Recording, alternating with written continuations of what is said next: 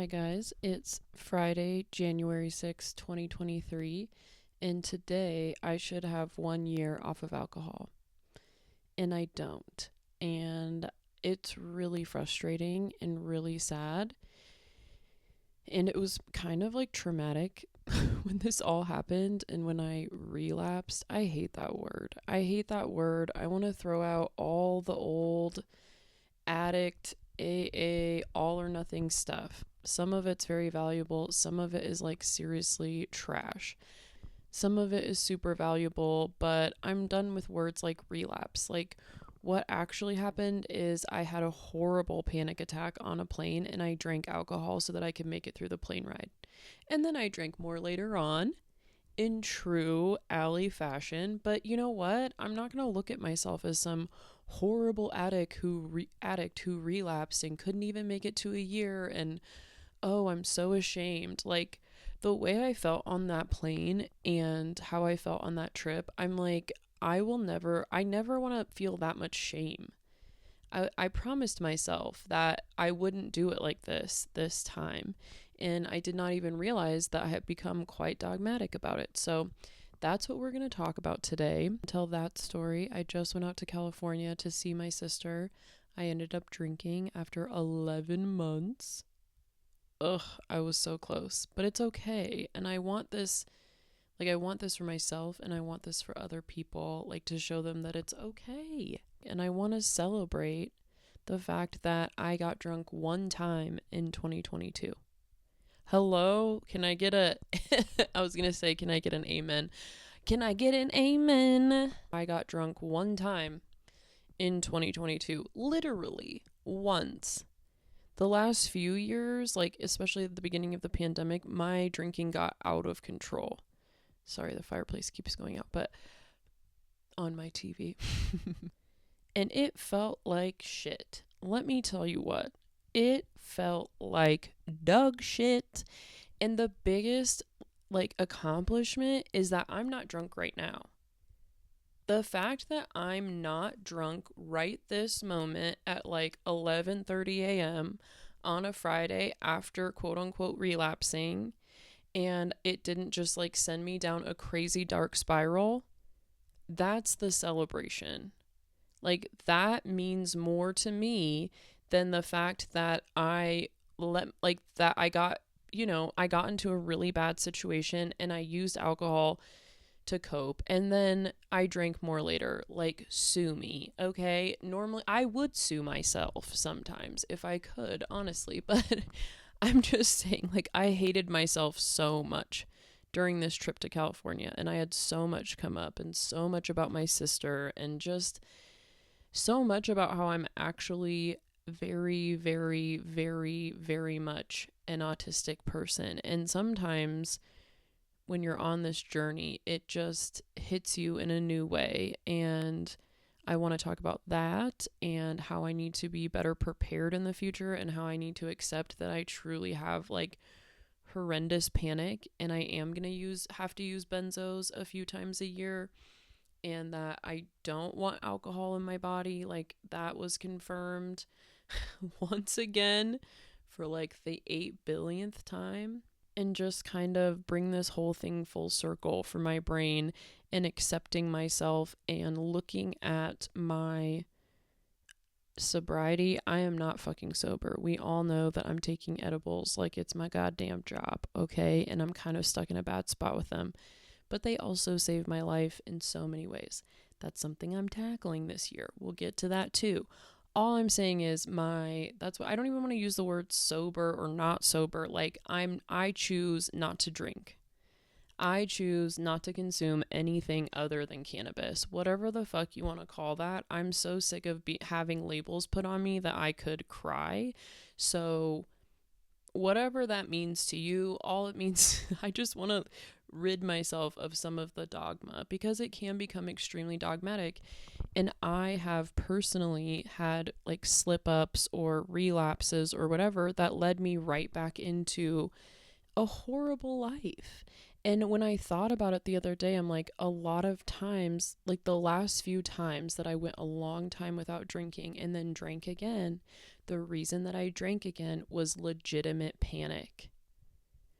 One of the last times I did this, it was like years ago in Boulder, and I hadn't drank for like 6 or 7 months or something, and I was doing this whole like gut health journey and all this shit, and I was eating anyways, that's a different story for a different time. But at the end of this thing, I was actually supposed to do a YouTube interview with this guy. God, these are all interesting stories we'll have to get to. But I was about to do this interview, and this whole thing happened, and I drank this keto drink or something, and it had a ton of caffeine in it, and I panicked bad. And I remember calling my mom, and I was like, it's either I go to the ER or I go get a bottle of wine. And I was like, I'm seriously fine. Like, I'm fine. Like, this isn't gonna be bad, you know? And she was like, no, I trust you. Like, things are so different now. Like, I have a history with alcohol. This was like 4 years ago or something, I think.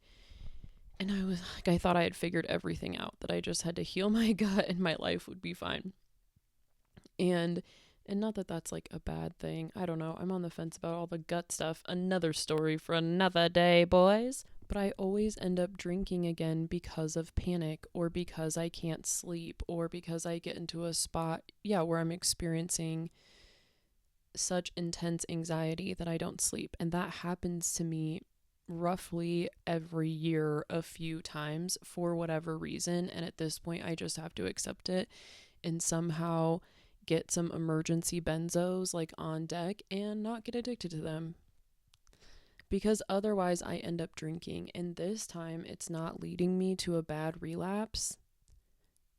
I pray. I'm always scared of myself, but I think that I have enough behind me now that it won't happen. I just scared myself a little bit. Get back to that story though. I drank again because of panic. I went and got a bottle of wine. It was fine. It was fine that first night. And then a few nights later, I decided to go out and like have some fun, because I hadn't drank in so long, and because I'm autistic and I was so isolated from people. And I literally went out to like kind of party. I met some guy. I took myself out for like a super nice dinner. I was making really good money at the time. And I took myself out for like this very, very nice dinner.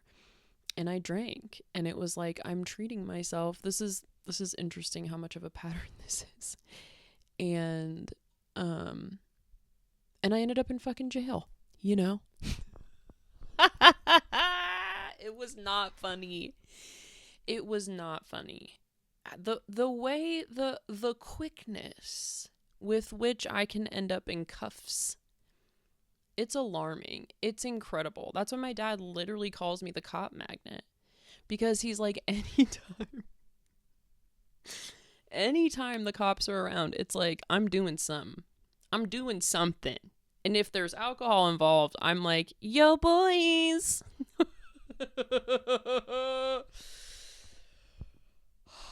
No, truly. That is one reason I don't ever want to put alcohol in my body. I don't trust myself. Like, even what I just did in California, I'm batshit, dude. I am batshit when it comes to alcohol. And I don't mean to say that in like a derogatory way about myself or anyone else who struggles like this, but like, there are certain brains that literally, like, I have to talk about this stuff, because the way that my brain actually operates, the way that I can step back from it now, the way that I'm 34, and not saying that I have things figured out, I'm just saying, like, at this stage and seeing the cycles like this over and over, and after so many periods of sobriety, it's fascinating to me. And now learning about the autistic brain and learning about addiction with CPTSD and seeing my brain on a scan, which I also am starting to wonder if that was legitimate, and I'm nervous. I want to talk about that. I have videos of my brain scan and I want to fucking show them on YouTube. If I don't get my ass actually editing on YouTube and on my computer, I do everything on my phone.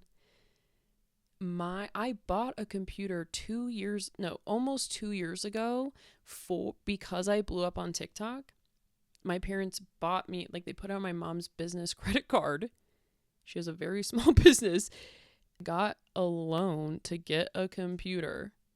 I've been paying it off, and I got it just to edit, and I don't do it. And it's part like just executive dysfunction. I think a lot of people have anxiety about learning a new skill like that, but if I don't start doing it, I'm gonna freak out. Does anybody have this thing with autism and ADHD where or in trauma, and just a traumatized brain or an injured brain or brains like mine, whatever, where you can't move forward? I have OCD about actually doing the things that I really want to do. And I can sit here and think about editing on my computer for 2 years straight and not do one thing about it. Oh, I could think about it. I've thought about it. I've watched videos about it. I have money sitting in my bank account from Christmas that was like, here, this is for you to buy editing software. That was like my Christmas gift. I'm so scared to buy it. Why? That's the only thing I want. I want to talk about when you actually have a performance disorder and what happens when a performance disorder goes unchecked, along with symptoms of PDA autism, because it's a torture that I wish on no one. Even when I am given the things that I need and want to succeed, or the skills, like the things, like I have so much trauma around around performing. And this perfectly lines up to my trauma around addiction, because they are one and the same. It's a sick circle, because I've never understood that I needed to be medicated to move, or that like I couldn't move my body, or I didn't have the proper dopamine, or whatever the fuck it is that like makes me have that intense paralysis that I experience all the time, where I have all these amazing ideas that I can never get out of my head. Like that, over such a long period of time, mixed with so much trauma, has made me an absolute mess, and has made it like to the point where I feel like I can't even do like basic things in the world. Like it becomes its own type of like OCD when you make to-do lists and you can't even remember that you made the to-do list, or like the way that I cannot put things together in the world. It's getting a lot better. It's getting a lot better. But it's fucking insane. It's fucking traumatic. It's fucking so hard. And now I am glaringly aware of what the problem actually is. I swear to God, if in 3 years I hear, oh, you're not autistic, you're actually all these things, I will punch someone in the throat. I can't take any more discovery. Autism has to be it, okay? Brain injury, I need this to be it for this lifetime, you know? Like, I can rest in that, okay? I can't take any more discoveries in that way. I got way off topic, but not really. Again, this is all a circle. Addiction, a performance disorder, masking autism. I just want to start talking about how intense it is to actually have a performance disorder and not be properly medicated, right? Like I can't take the medication that helps so many people function with these things. I use cannabis, and it has its ups and downs. But I'm just saying, like, I have to use something, and I have been 100% sober before for like 2 years, and I struggled so much with panic, paranoia, not being able to sleep, not being able to be creative, not being able to just like be in the moment, not being able to do the things that I actually wanted to do. I was also like very much in survival mode and working a ton, and I thought I wanted to like be in the coffee industry.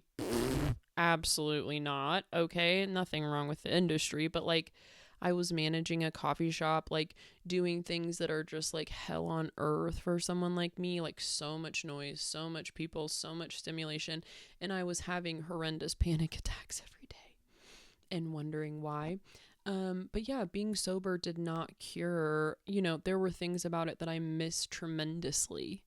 Just like being clear, just like, but my brain is just an intense place to be. And right now I absolutely need cannabis. And right now that is the only thing that has ever worked. And I refuse to be ashamed about it. But I am so tired of substances and I just want to keep talking about it and getting more raw and real with you guys and what I've actually been through with all of this and what I still struggle with all of this. And this is why so many people who struggle with brains like ours end up, trigger warning, taking their own lives, is because of just this never ending struggle with addiction, with the shame around addiction, with relapse, with I want to talk about addiction in a totally new way. Like I have a fucking brain injury. I have a real one on top of everything, but I look at trauma and all of that and like I have an injured fucking brain. And I see someone who walks around as a never-ending craving. Like, not only do I need it to move, but my brain is seeking something at all fucking times. So not only in the past did I drink just to move my body. And if you don't understand what I mean by that, first of all, consider yourself fucking lucky. Second, I don't know how to explain, like, if you know, is all I'm trying to say. Like, ADHD paralysis, being stuck in autistic overwhelm, meltdown, over processing, anxiety, panic, taking a substance literally makes you feel like you can move. For me, taking an opiate, I am not fucking kidding, makes me feel like I took Adderall. It's not like the same sped up feeling, but because I am so bogged down by my own fucking brain, when I get and my body, I have so much body pain that I've never talked about or really acknowledged myself. Like, let's fucking talk about it. I always feel like I'm walking through just fucking cement. I have like a lot of symptoms that are similar to POTS, dysautonomia. I'm sure I have Ehlers-Danlos type stuff. I'm still on a journey to figure all that out. I know I'm hypermobile. I'm always injured in some way. I don't seem to be able to like put on, like, I seem to have a collagen production problem. You can't see, like, you've never really, now you can. On TikTok, you can't, don't look at my cold sores. I have cold sores. I have cold sores from TikTok, dude. We'll get back to the fact that my TikTok addiction is not getting better. Yesterday, I read for 30 minutes in the morning when I first woke up. Praise him. Praise the Lord on high. But what did I do after that? Blasted my brain with TikTok for 4 hours and made a whole goddamn series and started fighting with people again. I promised myself I wouldn't do that. Anyways, and now I have 2 goddamn cold sores, which I only get when my body is extremely internally irritated, or if I'm out in the sun for an exceptionally long period of time. So, and I don't even see the sun anymore, which is another problem. That is also a lie. I went for a walk twice this week, thank God. I'm getting so off track, whatever. These are just rant videos. I promise that soon I will make like cool edits and stuff, but with like actual storylines. I'm working on making content like that. Where was I even at with all of that? I don't know why I was talking about my skin. I'll try to remember. Did I tell y'all I have ADHD? Who's coming with me for this ride? Doesn't it feel cozy in here? Well, I'll just keep talking until I remember till something else pops up. We were talking about how I have health problems. Is that what we were talking about? Interesting. Good to know. Also, my hair looks really greasy today, and I'm so annoyed with it, but I promise it's clean, and I just can't stop noticing it right now. Oh my god, shut the fuck up. I put shit in it so that it wouldn't look so greasy. Oh, I'm so annoyed. Like, my executive dysfunction cannot handle my hair being greasy. Like, I'm just over it. Like, every single fucking day, it's like all you're doing, all that life is, which is the what I'm worst at, which is just doing things, is just moving shit around, taking care of your body, washing things, picking things up, putting them in a different place, getting paid to do that, then going to the store and picking something up to go to a different. Like, I'm fucking over it. Like, after everything today, I need to go put dry shampoo in my hair. Do you know what can happen if I go to put dry shampoo in my hair? I'll probably not finish this video. And I feel like I look like a chubby Post Malone right now with greasy hair, and I'm frustrated about it. And I just like I don't like how my hair. Anyways, if you're not feeling awesome today, you're not alone. Should I get back to the original subject? Sure, whatever. Anyways, I'm just saying that my addiction problems, my performance disorder problems, my issues with time, my issues with paralysis, my issues with my health, it all is one giant circle. And I think we need to start talking about addiction as a brain injury. So let's get into, because nobody would choose to act as addicts do. Nobody chooses this. I don't choose this. I have gone through so many years of experimenting with this. And after all of this, my hypothesis is that more than anything, addiction is a brain injury, a brain regulation issue, a obviously self-medication thing. Like, I want to take the shame out of addiction for myself and everyone else. Let's get into the story, because if not, I'm about to cry.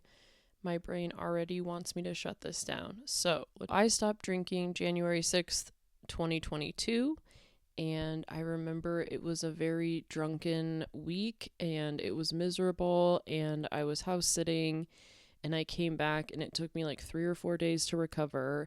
And I used like the Reddit forums for a couple days. I really didn't think it was going to work. I really, really struggle with time and change. And I want to talk about that a lot too. When you have ADHD, you cannot organize yourself across time and space. And it makes change this really fucking weird thing. Like, I can't trust myself. I can't trust like future Allie. And that sounds really bad, but it's really fucking true. And I need to start living like that, where like I prepare for things, because I'm living with an injured brain. And I will get into this in another video, but like the way that it's just kind of scary. And if you know what I'm talking about, you do. I'm sorry that's such a terrible explanation. I wasn't expecting to talk about that. But it makes change very, very hard. And I never know if I can trust myself. And so, like, I can't plan for the future. I'm living in an ever present now, and not in a good way, in like a broken emergency ADHD way. So,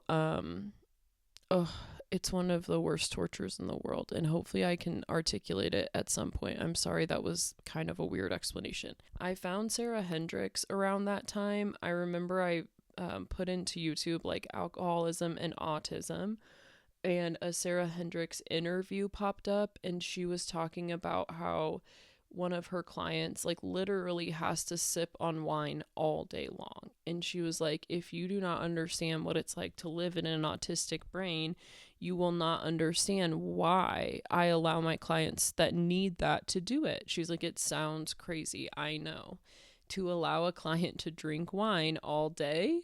Like, he literally just sips on it. And she was like, he doesn't get wasted, he doesn't ruin his life, but it's the only way that he functions. and I like a light bulb went off in my head. It was the first time I had ever heard a professional that like understood. And so I became obsessed with Sarah Hendricks, and you can look her up. Don't look at my hair. It's making me so mad. Stop, Allie. Nobody's mad at you.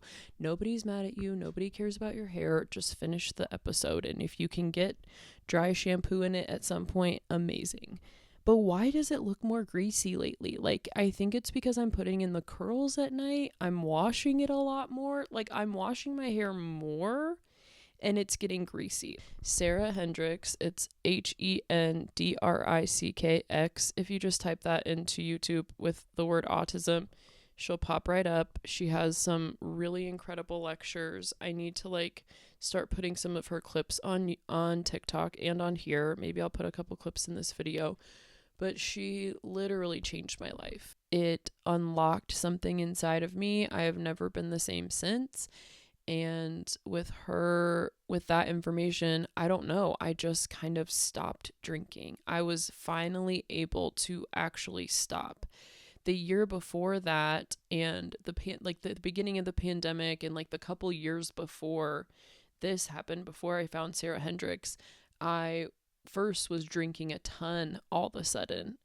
I had kind of like relapsed, and then I think because of the pandemic, I can't really remember right now, but I had started drinking again after a long period of not, and then it got really, really, really bad, and I started taking Adderall. I had like an Adderall stint during that time where I was drinking and taking Adderall. Oh my God, I'll get into all of that. I never thought my life could get that out of control again. Whew, and it did. Good Lord. I used to draw on my eyebrows just for hours and hours and hours at a time. I got to the point where I was only drinking like once a month. And it was like clockwork. And that's when I figured out that I had PMDD and just how bad PMDD is, and that I've always experienced that. And where a week out of the month, I want to and it has been progressively getting worse as I've gotten older. And obviously when you drink, it's 10 times worse. But I kind of had gotten to the point where I would stay sober for about a month, and then right around when my period would happen, I would drink again. And it was horrible. And I literally think I did that 12 times. Like maybe I got to 60 days or something. So the year before that, I had really, really tried. And my PMDD was kicking my ass. Like, I was so scared that just because of my period, I was going to kill myself. Like dead serious. Sorry, I should put trigger warnings on all of this, but like, it was so bad. And mushrooms are what brought me out of that and not drinking anymore. So last January, I stopped drinking on the 6th. 2 months later, I believe it was in March, I started microdosing. Well, nanodosing. That literally kind of cured my PMDD. I don't know. It came back with a raging vengeance this December with what just happened in California when I relapsed. That was also the first day of my period. So, yeah, it was bad. But like, I haven't experienced a period like this in every way, physical and mental, in a really long time. I also haven't been as consistent with my microdosing, so I'm going to do that again. I'm like literally nanodosing, where I'm taking like 10 to 20 milligrams. Most people are taking anywhere from 100 to 300 milligrams. Like a technical microdose is 0.3 grams, which that seems fucking high when I think about it, but some people can totally take that and it's still a microdose to them. That sends me to like a half trip place that is absolutely fucking terrible. And I'm going to make an entire guide for autistic sensitive people. I also know some people who are autistic that can take big microdoses of acid and mushrooms and other things, and they're fine. So you really just have to every brain is different. I don't ever want to make blanket statements, but for people who are extremely sensitive like me, I'm taking like a 1/10 of the normal microdose of mushrooms. So I started that in March, and again, I'll make a video really soon about that. By April, my PMDD symptoms were so different.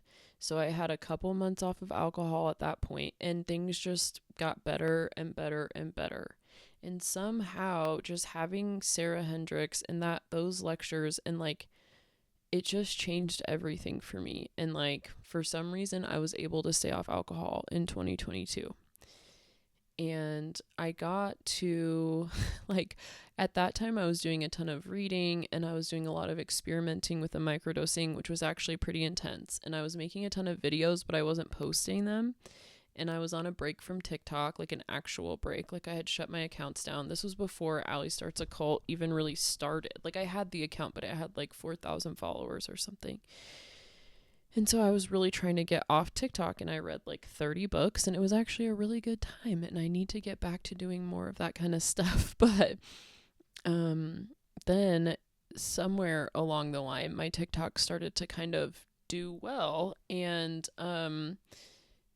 then Allie Starts a Cult just really took off, and I'm very, very grateful for that. But I got quite a few followers in a short amount of time, and it was obviously very like intense, and I was riled up, and somehow I didn't think about drinking that entire time. Like I think it was like in the summer when that account really started to take off, maybe like July of this last year of 2022, and like it's just been a roller coaster since then. And while I was in Colorado and all of that was happening, I didn't think about drinking at all. And then when that Zoomhoff situation started, I had kind of like hit a wall and I needed to stop. And I was starting to think about drinking. And that was scaring me. And I ignored it. So that was probably like, I don't know, a month ago, that all of a sudden I was like, God, it sounds good. It sounds good to drink.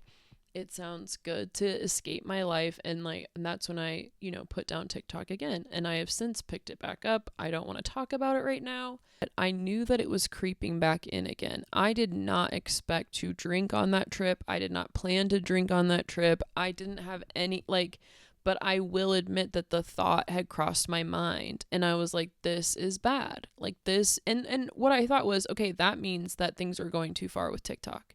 And that's good. And that's good that I thought that, but then I didn't do enough to prepare for that. And what happened, I really, it all happened. I went private on my TikToks, and I decided to get ready to go out to California. My sister just moved out to California with like the love of her life, and they live in Napa, and they have this really big, beautiful house on this crazy property, and I'm really, really happy for her. And it's like, it's working out for her. She has her man, she has her career. Like this is good. It really is. And I'm truly deeply happy for her. And I'm happy that the guy that she's with seems like an actually good person. And I've watched her date about 1 million people, and it's been very traumatic for me because I struggle so much with dating and people. And that's like been, that's just been her strong suit. Like she has just always been like surrounded by really good friends, and she has dated a ton of men and a lot of really hot men, and she's also had her heart broken, and it hasn't just been easy. Like I'm not saying she's had an easy life. Like she's had a lot of her own trauma. But I struggle, like I struggle a lot with my sister, and I think everybody struggles with their siblings. We'll get into all the trauma and the pain and complex things between my sister and I, especially because I'm autistic, and that came up a lot on this trip, and it was painful and interesting, and I still don't really know how to process it, and I don't want to get too vulnerable or too I don't want to invade my sister's privacy on the internet. I really want to be careful about like talking about my current life on the internet because I don't know. I just want to be careful about it. So I don't want to expose too much of like her own life or like things between us that I feel like should stay private. I don't really know what I'm saying. But basically, we have a lot of trauma like any sisters would. And a lot of it came out on this trip. A lot of things hit me on this trip that I was not expecting. I should have taken more time to prepare mentally. I was editing a YouTube video like about the whole Zoom situation like 2 days before we left. I should have taken a lot of time. I didn't think I would get as triggered as I did by the whole situation because I don't feel the way that I used to about her life. Like, I don't look at her as this perfect person anymore. I'm not super jealous of her relationship anymore. Like, I know why we're different now, and I know like who I am now, and I know what happened to my brain and like why our lives have worked out the way they are. So I was not expecting to just get slapped in the fucking face with a lot of like jealousy and trauma and triggering. And the way that this trip started out was just absolutely horrible. And it's the holidays. And I just went through all that drama on TikTok. And we're in a different state, and I'm autistic, and the food was terrible, and it's just a whole thing. Oh, also, I didn't have headphones. Like, you're just asking for it as an autistic person if you don't have headphones. It's a long story why I didn't have headphones, but basically I ended up at the airport without headphones because I wasn't fully prepared to go on this trip. But again, I was like, it's not that big of a deal. I'll buy some headphones there, whatever. No, it is a big deal. If I had had these with me, I would probably have a year sober today or a year off alcohol. Like, no joke. I need things like this. And it's a long story about why I didn't have these, but it makes me so upset. So my dad and I go to the airport. We're traveling together. He is also extremely autistic. Very sweet man. Very sweet man. But again, it's your father, right? They're going to trigger you. He was driving me crazy. This was the first day of my period. Okay. The first day of my period, I'm so paranoid to travel. We have COVID, RSV, the flu, all these terrible things are going around. It's the holidays. I still technically have not caught COVID yet. I don't even want to say that out loud because I'm scared of the universe. I'm scared of getting jinxed. Oh my God, literally. I don't know if I have or not. I've never been in this situation. Like, I've been tested a million times, but I've never like caught as far as I know, I have not had COVID. I'm sure like maybe it's gone through my system. I don't know.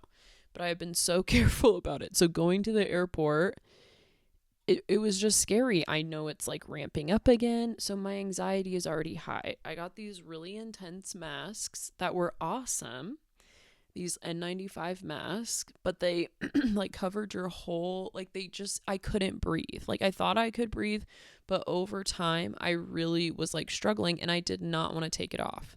There were kids, like, we got to the airport. I thought I was okay, but again, I didn't have headphones. My dad was being really sweet. Like, he was trying to make sure that everything was taken care of, but he was being helicopter dad, like to the point where I was getting so overstimulated. And again, I'm lucky to have that problem, and I don't want to complain about that, seriously, but it does lead to overstimulation. And just everything was kind of like building that day. And I'm on my period. Did I mention that? This is the first day of my period. I had had cramps for like 3 days before. My emotions were just this period. It was out of control. Like, my emotions were bad. I felt like I was dying. My anxiety was bad. Physical symptoms were much worse than normal. I had cramps for so long. I was so confused. It was just one of those periods. And I do have PMDD. I'm not going to say it's cured. My symptoms have just been a lot less. With a parent who is also autistic, who is hyperverbal autistic, who talks and talks and talks and talks and talks and talks and talks and talks and talks and talks to everybody around you. You're standing in line with kids that are coughing, all of this stuff. And you're at DIA, Denver International Airport. Yeah, I wonder why I freaked out. Then we get through security and everything. And I take an edible, right? Yes, I did. And usually edibles like chill me out, right? But sometimes they have the exact opposite effect. Today was that day. Anyways, we go to get food. My dad, we're standing in line to get food. There's so many people. I also did not, I got these new boots and they were so hot. I wore the wrong socks. They're Doc Martens, like stupid. Why I did that on, like, I knew better. I was like, I'm gonna have to break these in. So my feet are hot. I'm uncomfortable.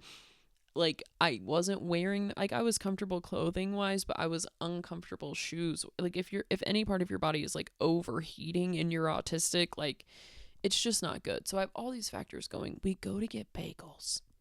My dad decides to make the most random fucking phone call of my life. And there was this lady in front of us, and she was like so stressed out by my dad. And I'm just like, I started getting stressed out. Like, I was stressed out that she was stressed out. I was stressed out that he made this phone call. We stand in line, pay like $1 million for Einstein's bagels. Okay. I thought it was going to be good. Food is my only rescue during these situations. Food is the only thing that makes me feel like life is worth living. And the whole reason my dad was making that phone call is to try to find good food in San Francisco. And because he knows how important food is to me. So he was trying to be sweet, but it was sending me over the fucking edge. Again, I needed headphones. Like, that's what I needed more than anything. And I still have my mask on. God, I feel panic while I'm thinking about this situation. I've been experiencing weird, like, claustrophobia, panic type symptoms ever since this situation. So I know I'm just like traumatized, like when your brain is, this whole trip just kind of threw my brain off, and it'll get back to normal at some point. But like, sorry, this chair is so loud. But I hate when stuff like this happens, and it makes you very grateful for your normal life. We go to the terminal, which is so far away, and my feet are hurting. And it's in this part of DIA that I've never seen it before. And there's like no food down there. And it was like a 15-minute walk. And I was like, how are these boots so painful? I had such bad cramps. Oh my God. And all I wanted was the bagel. We get to the goddamn terminal. I've never seen this part of DIA. I know I already said that. It was just weird. It was surreal. DIA is already fucking weird. Okay? If you know anything about DIA and the conspiracies around it, you're already not in a good fucking place. Okay? It's already DIA. Okay? Oh, and on top of all of this, this is my first trip in my entire life where I am not using the power of my mind to make sure the plane lands safely. Okay, this is the first time I'm not controlling the plane with my positive or negative vibes. No, seriously, this is the first time I've ever traveled where I didn't think that I had to like seriously be positive or else like something bad could happen. I have such paranoia about travel. I have such paranoia about flying. I have paranoia about walking to get the mail. Okay, I think I'm gonna die about 900 times a day. Can you imagine on a plane? And so I used to, like, when I was hardcore religious, I grew up in a religious cult, I would pray. I used to have my Bible and I would hold it on my chest, like to my chest on a plane. You know what I mean? Just like praying to the Lord, and that I wasn't going to meet him that day. And then it became, Abraham Hicks, the law of attraction, where it was like Joe Dispenza, like just picture yourself landing safely and you control your reality and you can only get in bad situations if you believe you can, and you wouldn't even attract like the plane ride that's going to crash if you were on the right frequency and all that bullshit that will drive people absolutely insane. And it's not based in science at all. Do not believe that stuff. But this is the first plane ride where I was like, okay, like if I die, I die. If something happens, it happens, and I can't control it. And I do believe that life goes on after this, and I need to just accept that this is life, and I don't have to do some spiritual practice this morning, and I don't have to think really positive the whole time on the plane, and I don't have to do some mantra, and I don't have to, like, I really accepted life this time. I kept telling myself, like, Allie, the chances of you dying on a plane are so small. Like, they're like, you get in your car and drive to Denver almost every day. That is so much more dangerous, especially with your brain. I drive very safe and slow, but like, I'm actually a pretty good driver, but am I? But I do drive slow. I do drive slow. And I'm very, very cautious now that I understand my brain. But that's more dangerous than getting in a plane. And so I kept telling myself that. Like, the chances that you are gonna be the person that goes down in a plane, that you're gonna I tried to be rational, is what I'm saying. I tried to think critically. I tried to be rational. And this was my first trip where I just, kind of let things go. We get to the terminal. We pull out the bagels. My dad, bless him, I hope he doesn't see this. I'm going to try to not talk too much shit. Let me just say this. The way that people chew sometimes is like, I cannot express how once I'm at my limit, if somebody's chewing in front of me, somebody that I know really well, like a family member, or like your sibling or someone that you're around so much, and their chew, and for some reason it's so much worse than someone who you don't know. Like, it's horrible anytime someone's chewing around me. I can't do it. But when somebody, like, you know what I mean? Someone, you're like, can you not? So anyways, we pull out the bagels. My dad he pulls down his mask and he starts eating this bagel. And it's just the way he's chewing, and it's the things he's saying, and I just am about to lose it. And I swear to God. And then I go to bite my bagel, and and it's bad. We just paid $40 or something for 2 bagels and a water. And this bagel is 3 fucking days old? Einstein's? Like, have you ever seen The Incredible Hulk? Because if not, you're about to. I get psycho about food. I get so mad, and I have never seen it more than this trip. And we were talking about on this trip how much when I was little, I would have meltdowns about food constantly. Anytime we went out to a restaurant, like, I would order one thing, then get really upset that I didn't order something else. And like, I would always have to keep a menu because I didn't feel safe unless I unless I could order more food. If I didn't, like, it's fucked. Like, food and me, it's like my safety net. Like, we did go through some hard times financially when I was younger, and had to like get food from like the food bank at the church and stuff, like of the cult I grew up in, because when my parents were full-time in the ministry of this cult, they didn't pay them shit. That's why we went through some hard times financially. So I'm sure there's like some trauma around food and like me just feeling safe, but it's something else too as well. It's a crazy that I can't contain. And it makes me fucking upset. And all I think about is, this whole time, guess what I've been thinking about? McDonald's. I'm so serious. I've been thinking about McDonald's. That's how I tricked myself into doing this video. I told myself I'm trying not to eat bad food either. I've been letting myself go balls to the wall for like the last year. It's been a good time. No, I'm just kidding. Anyways, yeah. And the worst part of all is that I'm eating the worst Einstein's bagel that's ever lived.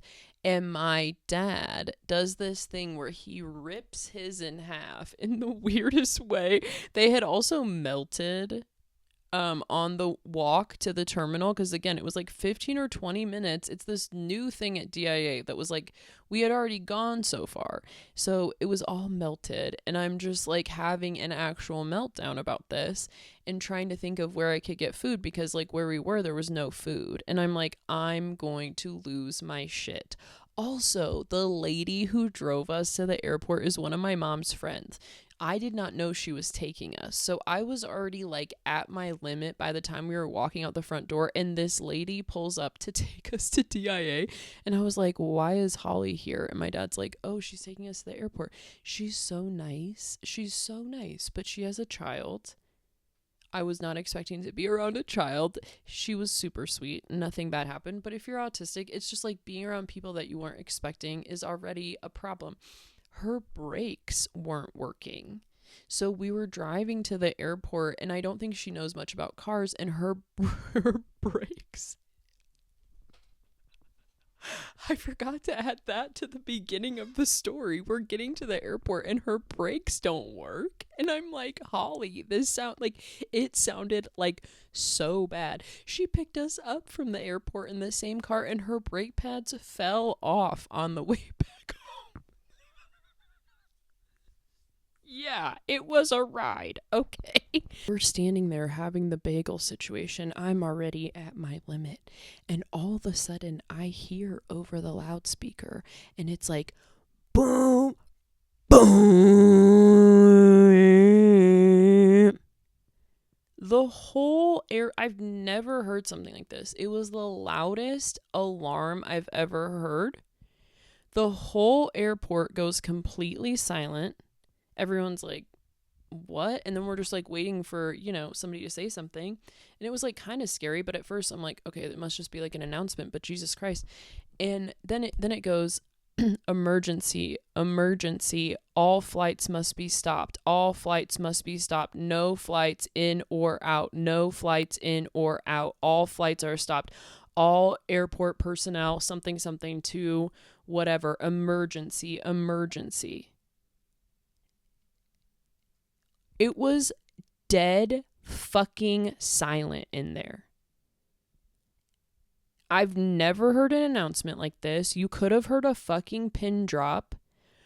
Everybody starts looking around at each other, and it was like, is this our moment? Like, is there a shooter on the loose? Is there, like, the way that it happened? And my dad still said that he's creeped out by the whole thing too. Like, everybody just kind of like took a breath, and nobody knew what that meant.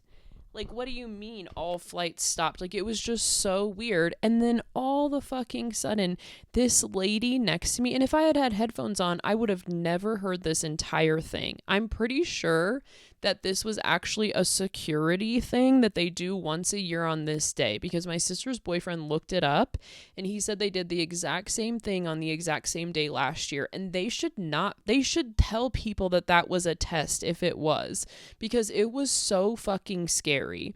And if I had had headphones on, I would have never heard it, and I could have just followed my dad around, and I would have been fine. Like, literally, if that was just a test, like, I'm so mad. But I still don't understand if it was or if it wasn't. But this lady next to me, all of a sudden, I'm looking around, and it's just one of those moments where, like, everything shifts, And I was like, are you fucking kidding me? Like, the first trip where I let go of the law of attraction, and I'm just about to live my life, and I'm just becoming successful in my life, and I'm just accepting that I'm alive, and I'm just putting I'm just about there. It's better than it's ever been. And you're telling me right now some shit's gonna go down? And I already am a walking panic attack. And then all of a sudden I hear this lady next to me, and she's calling her husband or someone, and she goes, hey, something kind of weird just happened. Something scary's going on at the airport. I just wanted to let you know that, like, if this is it, I love you. And I was just like, are you kidding me?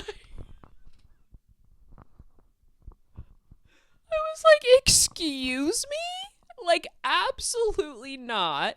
I call my mom, I tell her what's happening, and then she's like, it's fine. Like, nothing. And she told me later that she was actually creeped out, but that she was trying to just, like, she's like, go find some food. Like, she's like, Allie, it's fine. Like, they do stuff like this all the time. What's someone gonna do? Like, you're fine. You're at a different part of the, like, she was just trying to talk to me.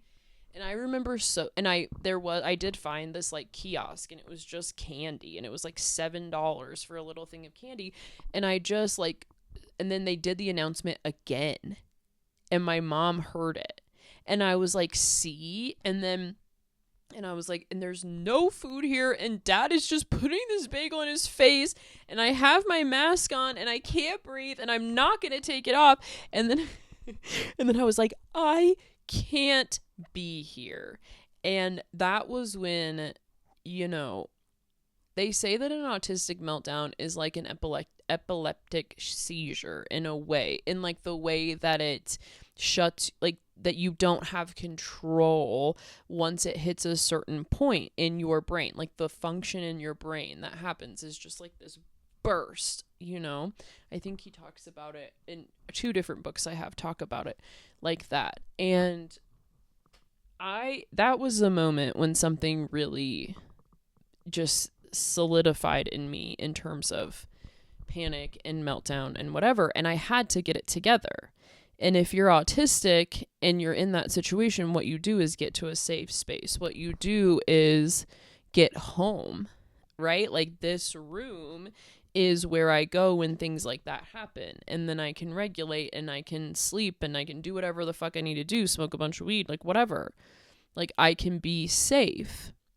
When you're about to get on a fucking plane, when you're in the airport, when you have plane tickets, like I knew I couldn't. And ultimately, if it was a true emergent, you know, if I really needed to leave, like I luckily have a family that probably would have been fine with that, but I wasn't, I wanted to push through. And so I just had this realization, like I'm trapped.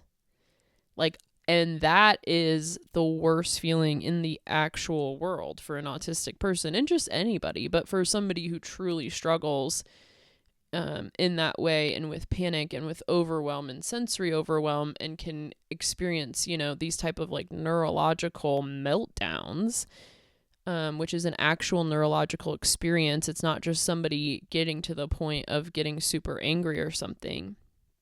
We have different brains. Autistic people also don't have a dial. She talks about this in Living Well on the Spectrum. She talks about how we don't have that kind of volume dial where we can turn it up and turn it down. Autistic brains are on or off. They work like a switch, not a dial. And once that switch is gone, baby queens, once you switch that switch, get the fuck out of my way, is actually kind of the deal. This time it was the panic switch, but if it's the anger switch, yeah, get the fuck out of my way. Anyways, I'm actually doing much better with my anger. But let's talk about anger though, because it's brought me a lot of shame. And it's very, very hard. And it's very, very hard when when you're a very kind and soft person otherwise, and you have this like unbelievable rage that you can muster. If you know, you know. I'm in full meltdown mode. Then all of a sudden, magically, 20 or 30 minutes later, they're like, okay, we're going to board your flight. Everything's fine. And I was like, okay, perfect. But we were on Southwest, which, if you know, they had a ton of issues this entire trip. Maybe it had something to do with that. Somehow we missed all the craziness with Southwest. I don't even know how, because if we had added that to this entire trip, baby love, I don't know. But we get in like line, you know, because you have to like line up in the weird way. I'm never flying Southwest again. Once again, could have used my headphones. My dad starts talking to this lady. They haven't even like cleared the flights yet. We were like standing there because when this happened, we were supposed to board. They stopped our flight. It was like we were just about to get on the plane when this happened. So we're standing there, and they hadn't cleared us yet, but we were like standing there in anticipation or something like that. And my dad, so I'm already just freaked out, and I'm like, okay, did they catch this guy? Was that real? Like, was that a person? I heard there were like rumors that people were talking around all the people that somebody breached security and all this stuff. And it was just scary. It was just really scary. And then and I'm just trying to act cool. And then my dad just starts talking to this lady. And you either love him or he's very off-putting. And it was just like, oh my God. And this happened so many times that day. And I just needed to ignore it. And I don't need to like take on everybody. You know, I feel like I have to save people. I feel like I have to monitor conversations. I feel like, you know, I just feel like I have to take care of everything. And really, I just needed to stay in my own world and listen to music and let my dad lead me through the airport. But he was talking to this girl, and I could tell that she like didn't really want to chat. And it was just like, my anxiety was just boom, boom, boom, boom, boom, boom, boom. Then they clear us. We get on the plane. I'm still not happy. I decide to pop a bunch more edibles because I'm like, you know me, that's just my MO all day, every day. My brain is always wanting to pop something more.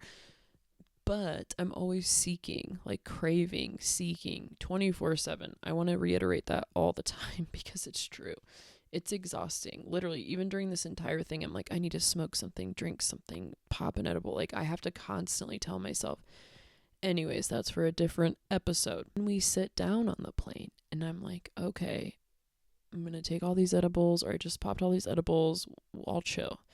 I sit down in the aisle seat. My dad's in the middle.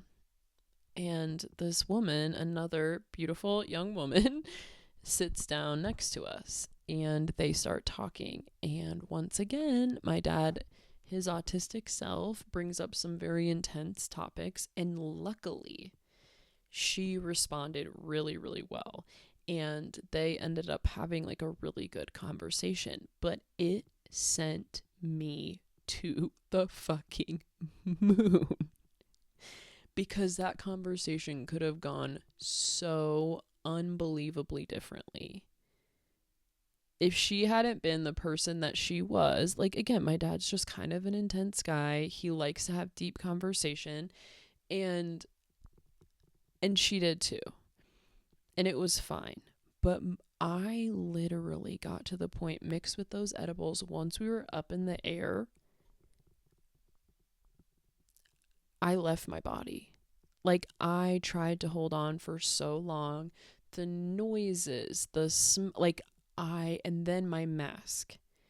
I wanted to keep it on more than anything in the world. And I literally couldn't, like, I got to the point of I have to be careful while I'm talking right now. When you experience like pure, true panic, it's so scary. And I know I'm okay, but god damn, dude, it's so scary.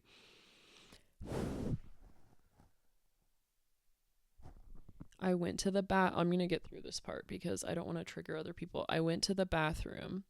I came back and I was just like, I told my dad, I was like, something's not right. Like, I'm literally having a crazy panic attack. Like, I took too many edibles, blah, blah, blah. And he's like, oh, okay. Like, he just didn't realize what was happening. And so I mentioned something about alcohol, like in a joking way. And it was such a like, it just all happened so fast. So I went back up to the front and I walked up to the lady and I said, which this is so funny that I said that, but I was like, you guys don't serve alcohol on planes anymore, do you? And she was like, what do you mean? And I was like, I don't drink. And she's like, okay, you know, like, it was so, the way I said it to her, she was kind of like, honey, like, I'm not your sponsor. You know what I mean? Like, it's okay. And I was like, hey, like, I don't drink, but I'm having an actual fucking panic attack. I was like, I can't, like, what just happened at the airport? I was like, and she was like, okay. She was like, it's okay. She was like, this is literally part of why we have alcohol on planes. She was like, this happens all the time. And she was like, we absolutely have alcohol. And she was like, I can get you whatever you need, you know. And I was like, okay, thank you. That just makes me feel safe, just to know, like, in the back of my mind, like, if I needed to, I could take a drink. And it trips me out that all this happened. But so I go into the bathroom and I just talk to myself. And if you've never reached this point of panic, this probably all seems really, really silly to you. And I just don't want to focus on the actual symptoms that I was feeling because it's bringing them back up. And I can't go there in my brain. So I go to the bathroom and I start talking, but just know that it's unlike anything that you've ever known. And if you don't know what it's like to get to the point where you have to drink or you have to take a benzo to make it stop, like, consider yourself so fucking lucky. And the truth, like, the thing that I've learned from all of this is I should have had benzos in the first place. Like, I need benzos in my life for emergencies because of the brain that I have. And this trip was like the final nail in the coffin of like, okay, I'm gonna do that. I always think I'm too strong for pharmaceuticals. I don't need them. And I have paid so much money to have 3 benzos at the ER. I've gone to the ER countless amount of times. Like, I have so much medical debt. It's disgusting. And like, all of my medical debt is basically due to panic and undiagnosed autism. And at least $50,000 of that, I don't know, that may be a crazy number. That might be a low number. I can't think in quantities in my brain. But like, I have so much debt. The amount of times that I've been to the ER would shock you just to get a benzo. And part of it is because I went through actual hell on benzos and I pulled out all my hair and all my hair fell out. And I went nonverbal for a couple months because I went through actual benzo withdrawal psychosis. I don't know what you call it, but I went through like the actual hell that is benzo withdrawal when you do it cold turkey, which is like one of the scariest things I've ever been through in my entire life. I still don't know how I lived through that. So I would never go like get benzos to have on hand because I would always take them and get addicted and bad things would happen.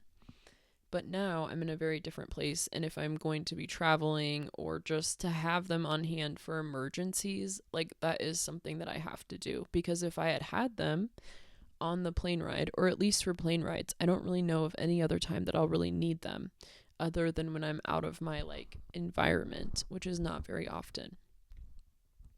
But if I had them on the plane, I wouldn't have drank alcohol, which is exactly what I did on the plane ride back. And it was great. And it was so much better than alcohol. And god damn it, I wish I could feel like that every fucking day. Is that what normal people feel like? Just like that, relaxed. It takes so many benzos to even make me feel kind of relaxed. It's ridiculous. But anyways, I was in the bathroom and I told myself, like, hey, this is an actual emergency. You're really trying to not be dogmatic.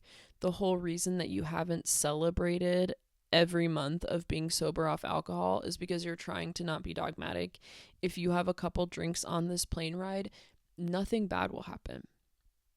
Nothing bad will happen. It's like I'm in the fucking air and I'm having a real panic attack.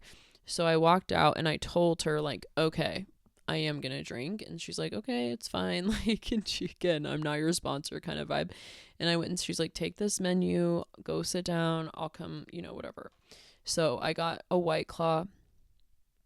My poor dad, it triggered the fuck out of him. I'm sure he was so confused. Like, he's having a grand old time, doesn't really fucking care. He also got kind of scared by that announcement. He said he like, at first he was really scared, and then when everything calmed down, he was fine, but he also was like very overstimulated, and how he was dealing with it was also being like hyperverbal. And so, like, to him, everything was like okay, and he meets all these cool new people, blah, blah, blah, and little does he know, I'm like freaking out next to him. And then, so he just got really upset, and he's autistic, so he's really intense.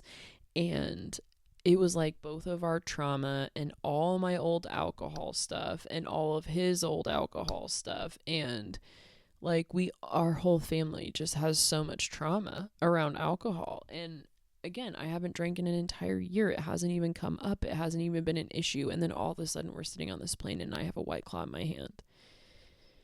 Ugh. And I just looked at him and I was just like, I want to care about your emotions right now, but I fucking can't. I literally can't. I can't but it affected me deeply and it was really traumatic. And I know he was doing the best he can, but it was just frustrating. And I'm sure if it happened again, like, he wouldn't freak out as much, but I just hate how traumatizing family members are, and we don't even mean to be. It was just really frustrating. I mean, what was he supposed to do? Just click into, like, oh great, Allie's drinking. Like, but then in at the same time, it's like I feel like such a different person, and I'm 34 years old, and so this whole, like, independence, probably some of my PDA stuff was coming up, and where I'm like, fuck you. So, like, I'm, like, angry. I'm like, you cannot be upset right now. Like, I haven't had alcohol. You know, it was just, I felt so many emotions. And I'm in pure shock. Absolute shock. Like, I was like, I will deal with you in a second. I drank the first one, and everything really calmed down, you know? Like, it really did. We had a ton more time left, and I had one more White Claw. And I just kind of told him, like, I can't deal with this right now. I can't deal with you being mad at me. I can't deal with any of this. Like, I'm in shock right now. I don't want to get in an argument on this plane. I feel like I'm having a heart attack. Like, and we just kind of didn't talk